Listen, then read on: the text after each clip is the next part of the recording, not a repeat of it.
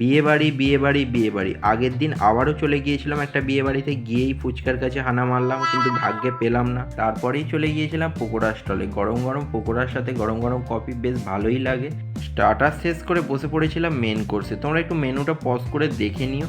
প্রথমেই ছিল বড় সাইজের একটা ফিশ কাটলেট, যেটা কাসুন্দির সাথে খেতে পুরো জমে যাচ্ছিল। তারপরেই এসে গিয়েছিল গরম গরম কড়াইশুঁটির কচুরি সাথে চানা পনির। আসলে কচুরিটা গরম হওয়ার কারণে চানা পনিরের সাথে খেতে বেশ ভালো লাগছিল।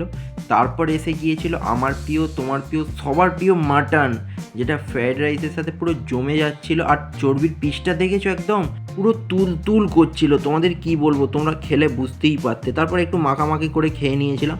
তারপরে আবার সেকেন্ডবার নিয়েছিলাম একদম পাত ভর্তি মাটন, বলা যেতে পারে আমি 1 কিলো মাটন খেয়ে নিয়েছিলাম। যাই হোক, সব কিছু শেষ করার পর এসে গিয়েছিল ফুড চাটনি আর সাথে পাঁপড়।